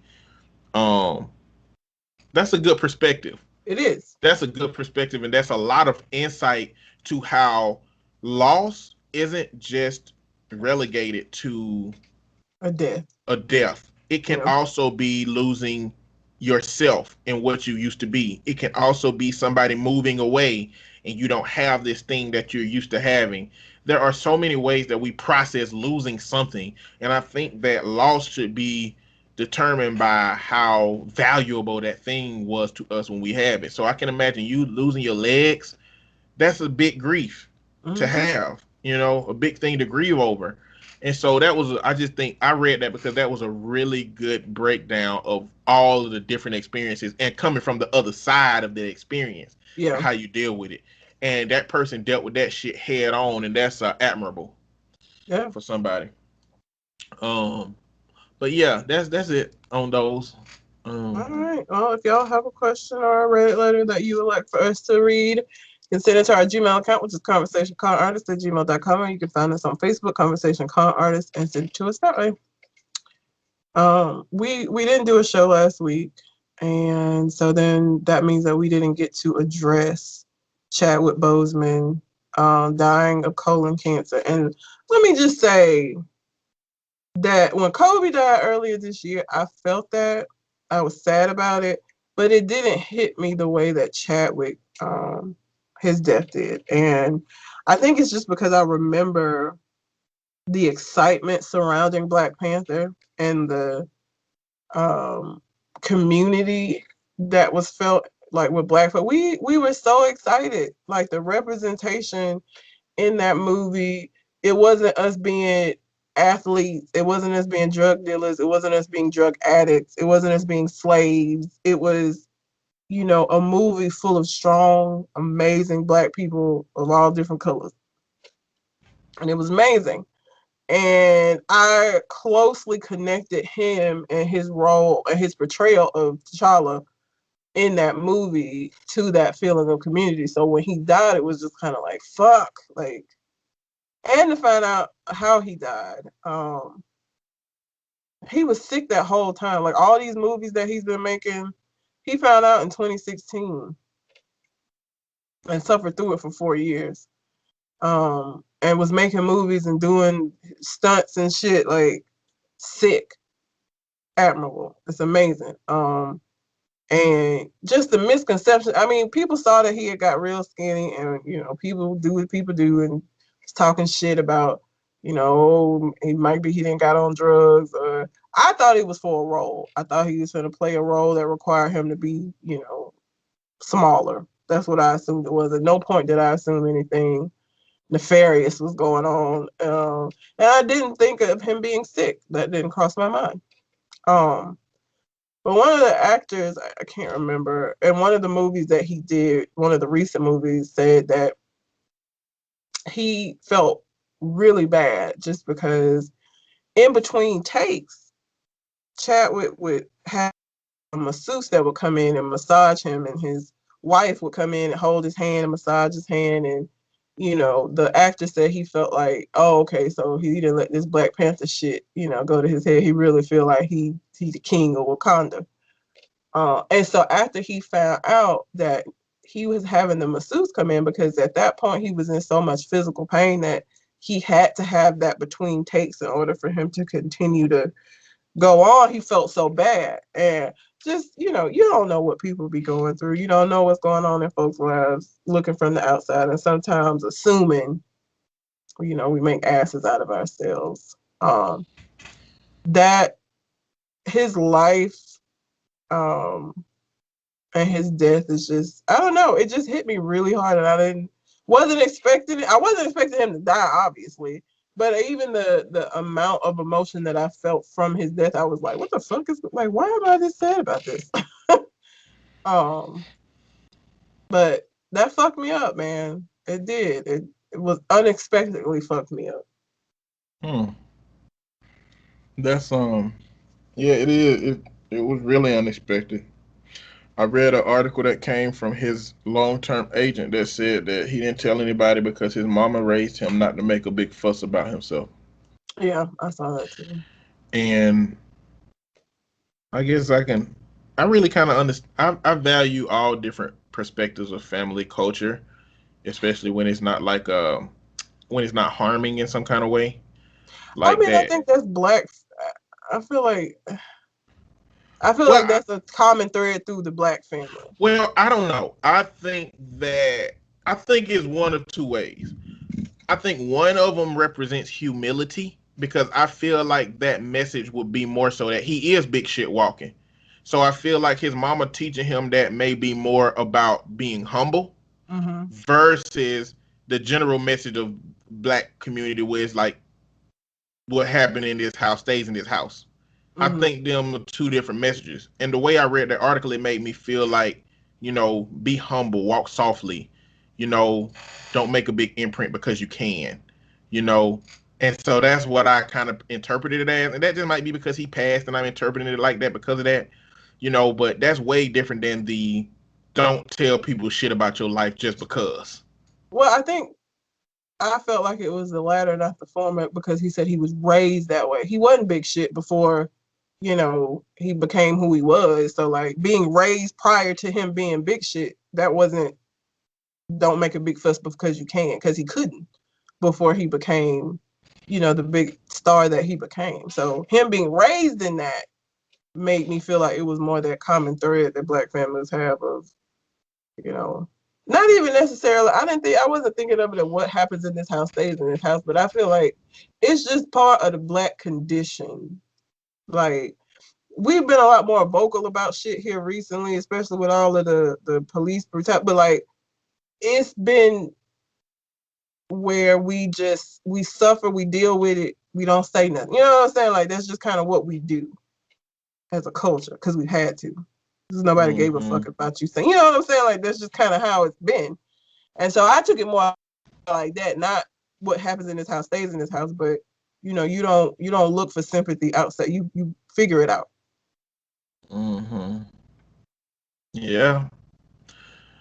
And so, like I said, I very well may have been trying to interpret it in the best way possible as him walking humbly instead of having trauma that, instead of his mama forcing to, because, what you got to assume or look at is that his mama forcing him to stay silent about his condition may be a reason that he wasn't vocal about it early enough when it happened.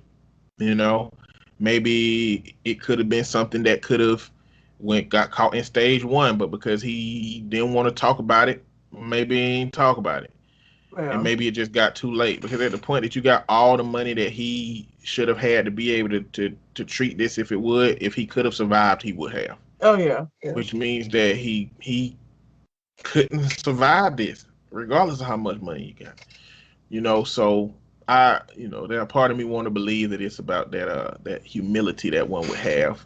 But you still got to have a level of humility to have something that big going on with you and to still keep it from even the people around you to the point that they can think that you just all high and mighty and you can Yeah. still accept that. You know, it'll be easy to be like, shut up, bitch, I got cancer. Yeah.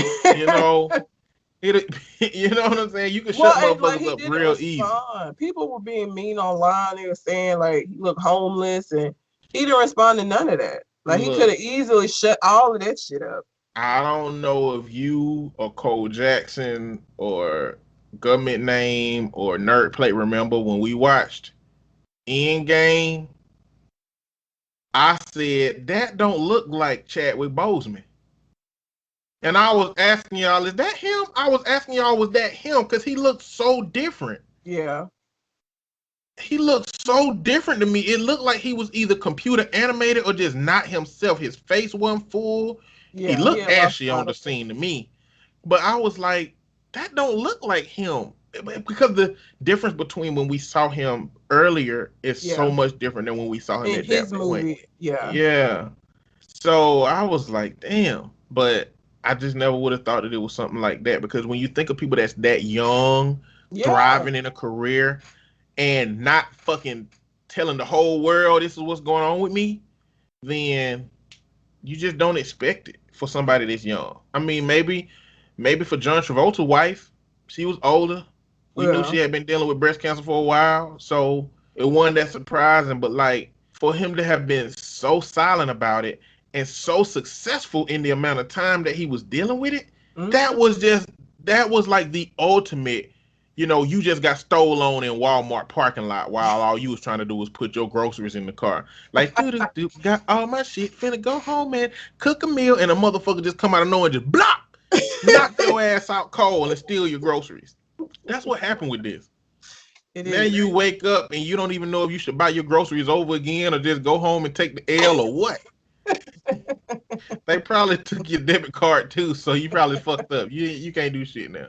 But that's Yeah. like what the equivalent of it was. It was just so deeply surprising Yeah. and and I hate that this has to be a part of the conversation, but the conversation now is about we was looking forward to Black Panther 2. We were. And it ain't gonna be right if they replace Chadwick Yep. Boseman, even if on the fucking memory Yep. of him. It wouldn't make like it would be horrible to replace this another person. Yep. And so, but people were saying they want another person. Other people are saying we want Shuri like the movies. I mean, like the The comics. comics. Yeah. I really don't know what to do because maybe they might have been planning to use Shuri on Black Panther 4. You know what I'm saying? But I think using Shuri would probably be the most acceptable. Like, It'll be the most because respectful of it's the the most because circumstance. it's not replacing him. You know what I'm saying? Like he's still who he was. It's not just taking another actor putting him into that position. Um, your camera froze again. Hmm. But I think that would be the most respectful and probably the most accepted. And it does suck, but yeah, like people were looking forward to Black. Like I said, the community and the sense of just being proud to be Black that movie brought about when a Black Panther came out. I remember that. I remember us going. I remember everybody doing the X across the H. Like it was just people was taking fucking pictures in front. Like it was a whole movement. It was like a whole fucking thing. Like that shit was amazing. Um, and I think that's why, like I said, I think that's part of why I so closely tie that feeling to him and his role in that movie. So like him dying, I was like, damn, like 2020 just a bitch. Like we just got Black Panther. Like we just got that shit. 2020, fuck you. Like for real. That shit was rough. Like that shit was it was difficult. And seeing all these pictures of him and like hearing about he fucking and again this goes back to his humility. Until he became big, nobody knew that Denzel Washington paid for him to go to a summer semester in college. Like he didn't say shit. He could have been, screaming that to the rooftops. And until he had made something of himself, he didn't even mention that shit. Like Denzel didn't even know. And the final movie that I think he finished making was with Denzel. And that just made me sad. It's like, damn, at least, I mean, he got to make a movie with his idol, but shit, this is the last thing he did. There's it's called Mama something. I can't remember what it's called, but that was the last movie that he finished, and it was with Denzel. And Denzel has spoken before his death about, he was just, helping out. He had no idea that some of the money that he gave was gonna go to Chadwick Boseman, and he was gonna become what he became. He was just doing what he felt like was right at the time. And something amazing just came from that. And just his story, his life story. It just, that shit just, again, I was all in my feelings last week. Like, damn, that shit is fucked up. Rest in peace, Chadwick Boseman. Yeah. And I mean, when Black Twitter get a hold of something, it can be good and bad. Because I seen a video of him and Stan Lee meeting up at the gates and walking in there together, and then I seen pictures with him and fucking George Floyd standing next to each other, and I'm like, man, y'all need to get the fuck on, man, with this bullshit. What the fuck? Like, come on, man. Stan Lee makes sense. George Floyd. Don't be conflating people's stories. Like, they both deserve their own goddamn mural. Don't, just let them have their own murals, okay? He's from South or North Carolina, one of the Carolinas. They're supposed to be, they had like a thing about replacing one of the Confederate statues with a monument of him, because, I mean, he wanted probably the most successful people to come out of, you know what I'm saying? That makes sense. And the last that I heard is that I think they were going to like actually do it. At first it was a petition for it to be done, but I think it's going to be done. So that's kind of cool. To whichever the Carolinas he's from, I can't remember. It's north or south. I don't know. He's from one of the Carolinas. Yeah. But yeah. I got an echo. Where'd that come from? I don't hear it. What the hell? Now it's gone. What the fuck? No. Okay. Whatever. Well, I hear it again. Make sure no audio shit changed on my side that I can hear something. Yeah, no. Man, William Barr, our Attorney General of the country. Do you know who he is? But I feel like you're gonna tell me some bullshit. So if you watch TV and you see a motherfucker that look like Barney Rubble on TV, that's him. God, not Barney Rubble. Barney fucking Rubble. That's him. Okay. Let me see if I can share my screen with you real quick so that you can see what he looked like. You see Barney Rubble? Hey, Fred. What's going on? Yeah, he does look like. Yeah. Damn. Stop sharing. This fucking Barney Rubble looking bitch had an interview the other day, and he said that I don't think there are two justice systems. I think the narrative that the police are in some epidemic of shooting unarmed black men is simply a false narrative, and also the narrative that's based on race. He also said, I think there are some situations where statistics would suggest that they are treated differently, but I don't think that's necessarily racism. Bitch, what is it, Mr. Rubble? What the fuck is it then? What is it when a white person or police officer treats a black person differently, but it ain't racism? What the fuck is it? Now, this is his response, and this is going to get to what I kind of want to talk about that I think that America is assuming but don't want to say. Didn't Jesse Jackson say that when he looks behind him and sees a group of young black males walking behind him, he's more scared than when he sees a group of white youth walking behind him? Barr added. Does that make him a racist? So, white people love using black people as fucking catapults to their own racism and their own perceptions. And I think that a lot of white people deny the evidence when it comes to police behavior, because in order to believe that the police treat black people differently than they treat white people, then you have to assume that white people and black people act the same in all of these situations. What I think that white America likely is not saying, because it's politically incorrect to do so, is that they just believe that black people are more bad actors than white people. They ain't saying it. I need somebody to say it. I need somebody to say, listen, black people are fucking more aggressive. Black people are fucking more rowdy. Black people are more this, more that. That's what they believe. And I need somebody to say it because they ain't saying it, and they saying shit like that Bar said because it helps his point. It helps his point of trying to move this conversation away from it being race based. He make it seem like it's black based on the black people side of how the black people behave, and not race based on the side of the cops. So what he's essentially saying is, yeah, if Jesse Jackson can be more afraid of young black males, then wouldn't it make sense that a police officer is more afraid of young black males? And I think the hard part of this conversation is that the racism that cops perpetuate isn't about the cop being white so much. It's more so about that even a good non-racist cop that is in a racist system, which is systemic racism, will have to follow the rules that was created for white people and against black people.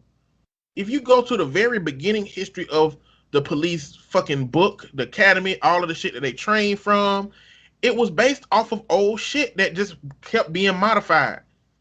And the original creation wasn't made to help black folks at all. It was made to protect white people and they shit from black people. And so it's only a matter of time before somebody say, listen, black people are just worse. Black people are just worse than white people. That's just what it is. They're not saying that because it sounds really bad, but that's what they believe. I think that's what they believe. Yeah. And the reality is, what if black people are worse? If black people are worse on paper, it's because of what y'all did us. It's because of slavery. And motherfuckers don't like to hear that shit. Motherfuckers like to disassociate slavery with the present because it happened a long time ago. Bitch, everything that happened to you in your first 5 years of life have an impact on who the fuck you are today. Yep. Why in the fuck would what happened to a culture all that time ago mean something for present? Because motherfuckers love to say history repeats itself, so you got to know your history. You got to know this about George Washington. You got to know this about Abraham Lincoln. But when it comes to like black people and slavery and the shit that America don't want to accept and acknowledge that happened in our country, the motherfuckers want to say, well, it don't make a difference. Yeah. Our Latino history don't matter. Our Asian history don't matter. Our black history don't matter. Our Indian history don't matter. Our Native American history don't matter. They don't give a fuck about nobody else's history except the history that they have and the rhetoric that they have for the histories that they want, because they got to write the books because they were the winners. They were the winners. They got to say what happened, how it happened, when it happened. They got to write who the heroes were. They got to make statues for who the heroes were. And our heroes get to exist in the fucking shadows. And now, when we got an opportunity to have one of our fucking heroes on a $20 bill, we got somebody who is so anti our heroes and so pro their irrational racist heroes that he'll take Harriet Tubman off of the $20 bill, but won't even talk about taking a statue down that represents oppression to a people. That's why Trump got to go. That's why his whole cabinet got to go. That's why everybody that is in the government that has some kind of fucking brown ass nose from Trump, they got to fucking go. This ain't the America that I give a fuck about. And I'm giving less and less of a fuck about it every day.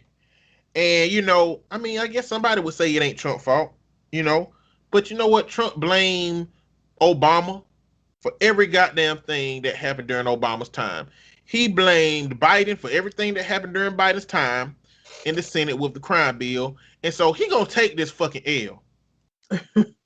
And I just don't get how Trump and the whole Republican National Convention continues to talk about how Biden's America is going to be a lawless place where all kind of turmoil and shit is going on. And we actually fucking living in that America right now with Trump's bitch ass. What is your America, motherfucker? I don't get it. But I also don't give a fuck to talk about it anymore. So I just wanted to talk about where I think white people are going with talking about black people and blaming us for our own situation, because they do it all the time. They just don't say it's because we are worse and we're more fucked up. But that's it. What you got? You know who Jeffree Star is? Not really. I mean, I know now because you told me to look him up, but I really didn't remember that's who it was right in that moment when you said that. Yes. So Jeffree Star, for anybody that doesn't know, is he used to be this like emo punk rocker during like the MySpace days, and he has a long, lengthy history of doing racist shit.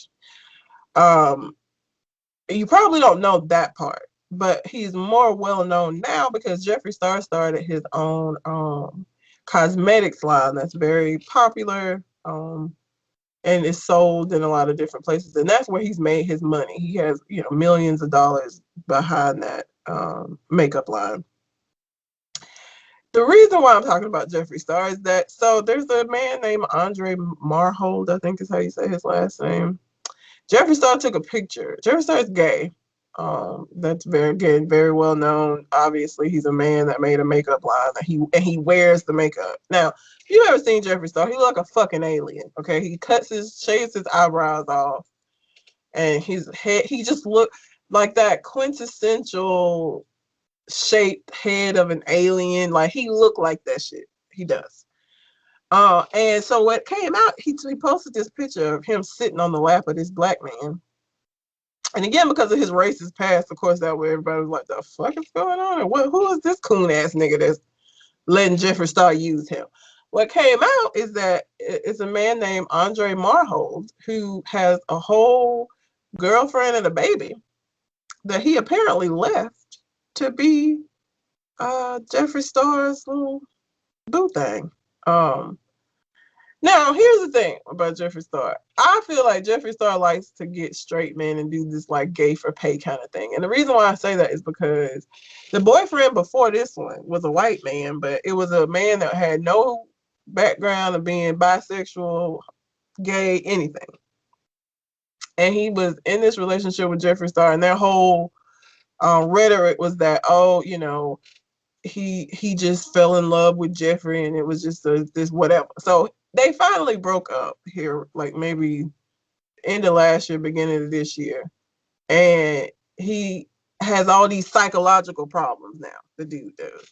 And so then you come to this next guy that Jeffree gets with, and it's this man who had a whole fucking family who he literally did my dad went out for cigarettes and never came back. Did that shit. He left home with the girlfriend and the child and went and basically moved in with Jeffree Star, and that's what he had now. And the girlfriend has been saying that she don't understand what happened or why he's doing this or what, she didn't know he meant none of this. She had no idea. I bet she did. You think so? Yeah, he probably was getting pegged at home. I think that Jeffree Star likes getting men. I don't think that I think part of the appeal in this for him is that it shows like he's just so amazing that he's turning these men. Because again, I say that because this is the second man that this has been a situation with. Like, he don't just date gay men. He don't just do that. And there are men that are willing to be gay for pay. Jeffree Star got him sitting taking pictures in Gucci robes and shit now. Like, he cake on the men that he have in a relationship. The dude that he had before him, he had moved him in the house and bought him all kind of sports cars and all kind of shit. And there are people that are willing to do that shit for the right price. I guess so.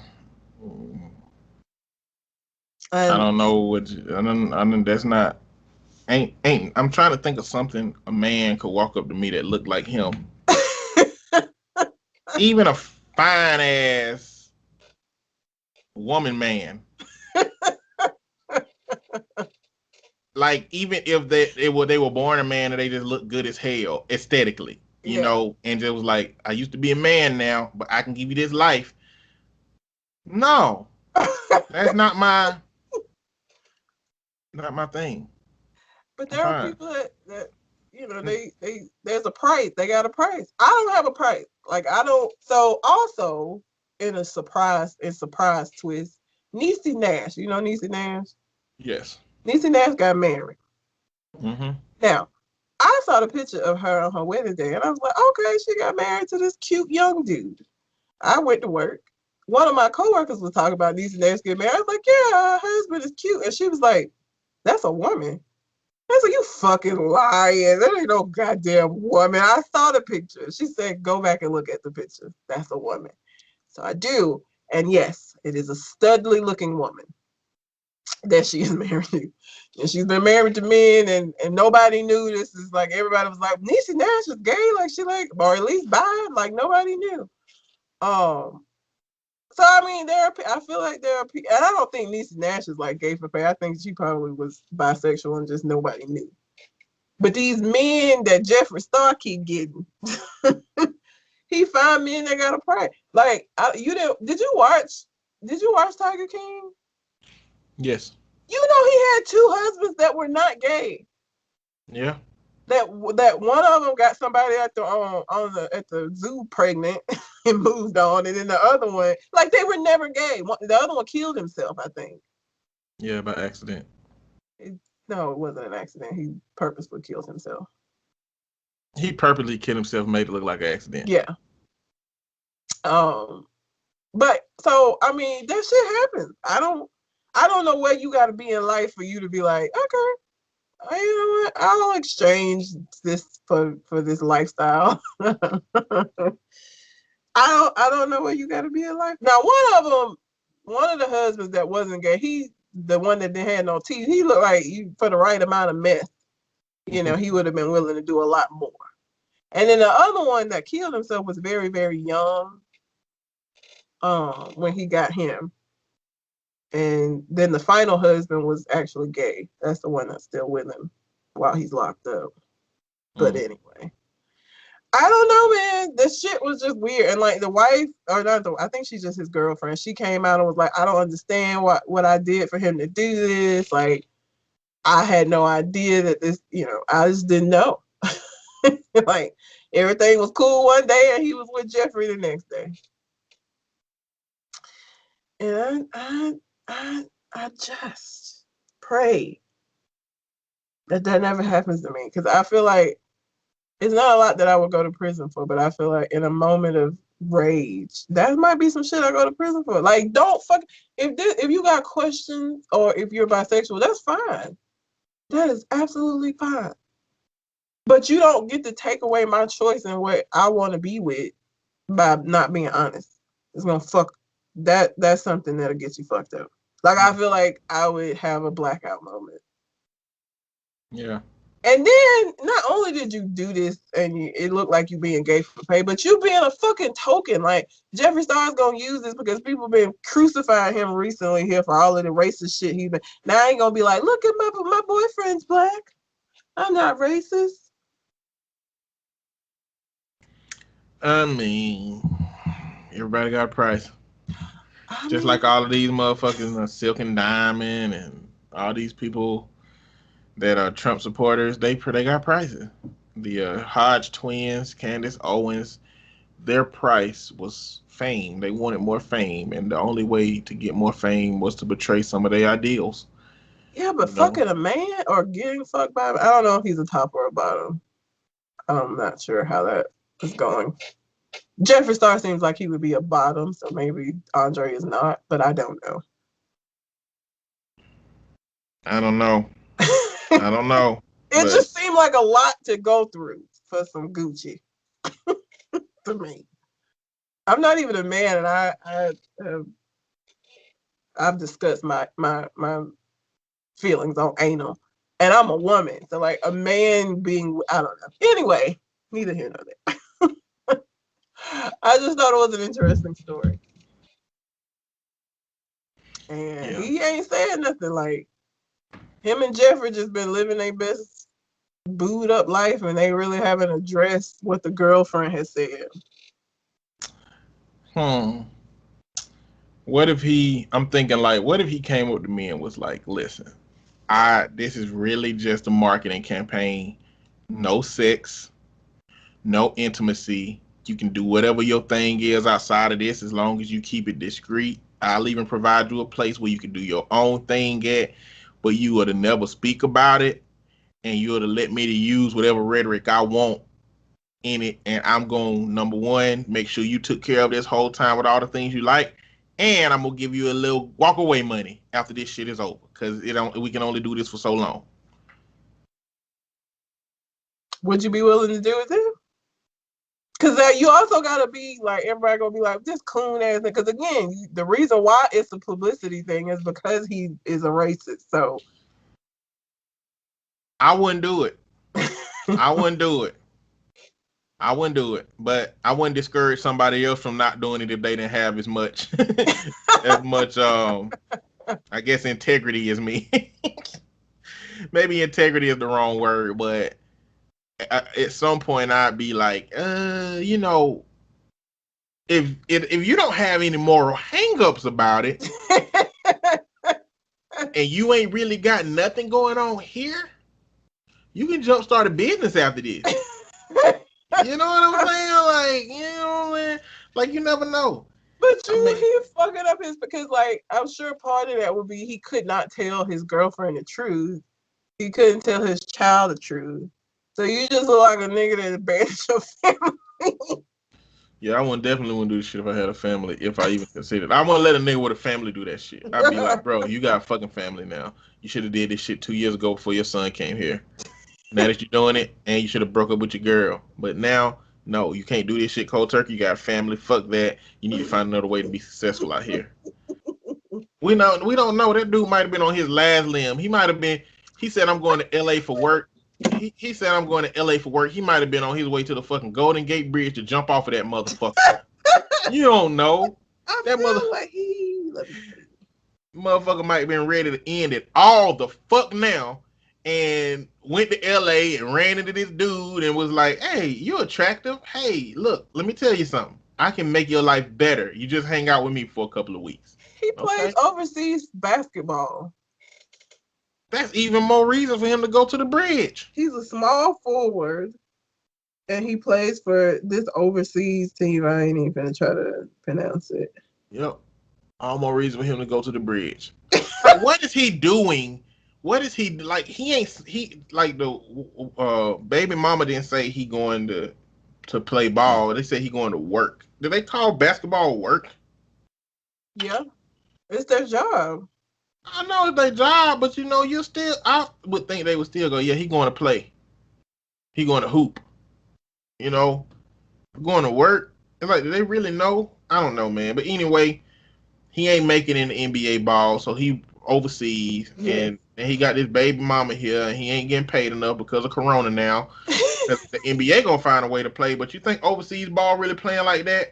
So maybe work now wasn't even, you know, basketball. Maybe work now was a fucking warehouse he got to go to work, even though his skill set is fucking dunking on motherfuckers. Small forward, he may be dunking on motherfuckers. Yeah, he got to be dunking on motherfuckers as a small forward. No, not necessarily. He could be a small forward that just don't dunk like that. But either way, he might be working at a factory and he might be fed up with that shit. And this the day he was finna go and end it fucking all. And he ran into Jeffrey, and it just happened to turn out into a situation that, you know, it's like, listen, my family is gonna lose me one way or the other. they might as well lose me to wealth and to the fucking water. Jesus. I don't.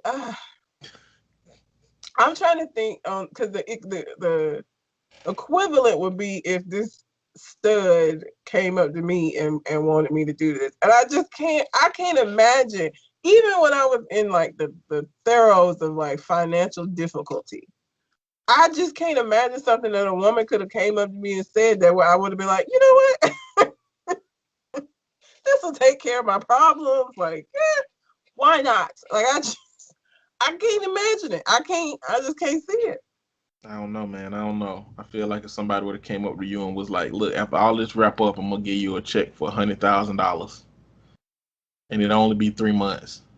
We ain't got to do nothing sexual, but we do got to make this look like a real relationship. I just the issues that would cause with my. I don't think y'all would have cared. I think y'all would have been like, Red is gay. Like I don't think it would have been. I mean, it would have been a conversation, but I don't think it would have been a big deal. But the shit, the ripple effect that would have in my family, that's a lot of fucking trouble. And see, what would have happened is you would have called me and told me, knowing that I was gonna keep it to myself, and yep. I would have played the role real good for your friend. I would have made it seem like you was really into this shit and all that shit, and yeah. And I would be like, I need a cut. I'm gonna tell motherfucker. I'm gonna fuck your whole bag up. Well, I know who not to call if this ever comes up. Thank you. Nope, I'm your best and worst option. And you know I'll get the job done if it's gonna be done. You know it. You know I'll get the job done. It just gonna come with some bullshit attached to it. I'm sorry. Oh my God. I'm impartial to you getting rich off of lies. So it's gonna cost you. If I gotta lie to, it's gonna cost you. It's just like if I gotta teach you how to be a dickhead and cheat on your wife, it's gonna cost you. I don't care about your fucking moral hang-ups. You can deal with the big man upstairs for that. Oh, Jesus. But yeah, I don't know how this one's gonna end. Like I said, the other guy that Jeffrey was with, they were together for some years, but it ended with old buddy having some mental health issues. He just could not continue doing it. Yeah. So I don't know what that was costing him in the background, him, doing this shit. But Jeffree Star just like to get me in that he could be like, look, I'm that bitch. Like, he wasn't even fucking with me. But yeah. I got him. I got him. So yeah. I don't know. Well, that's all I got, and that's about all the time we got. We are 2 hours and 3 minutes in. So. Okay. I don't think I really had that one. Oh, I mean, Salento, the Whip Nene Boys, thought he locked up for swinging a hatchet at people when he was looking for his girlfriend. So that was a thing. And then R. Kelly got attacked in prison. Which, I mean, who's surprised by that? Apparently he was attacked because there are people still protesting outside of the prison that he's in, and every time they protest, the jail goes on lockdown, and the prisoners don't really like that shit. Mm-hmm. Somebody fucked him up because they was tired of being on lockdown. Apparently that was the story. I don't know. Now somebody came out and said that the government paid them to do it, which is much less believable than people got upset because they was on lockdown. Well, that's what happened during fucking lockdown. Yeah. Stay the fuck home. Is that prisoners? Stay the fuck in your cell. Go out there and get corona. Oh shit. But yeah, those are the only. Oh, and what's the lady's name? These old people when they just don't give a fuck. Jane Fonda was talking about she wanted to sleep with Marvin Gaye, and she regret not taking the opportunity that she had to fuck him. Well, damn. It's sad that we won't learn so many stories about the people that we love until they gone.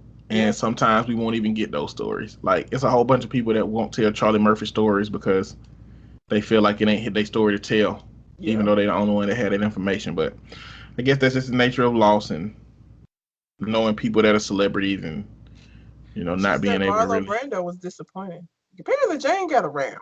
She said, Marlon Brando is the one that fucked Richard Pryor and a bunch of other men and women. He just was fucking people left and right, apparently. But she said it was a disappointing experience. Damn. Damn. They're telling everything. Just like Superhead. Snitching on all these men's. Even though they ain't got no business doing the shit they was doing. Well, some of them wasn't even in relationships. Yeah. But she still put their business out there. So someone was doing shit that they should have been doing because they grown as fuck, and she was just throwing them under like that. So that's just fucked up. Yeah. But anyway. Yeah. You got anything else on your mind, ma'am? I do not. All right. Well, until we come to the next conversation. We out. Holla.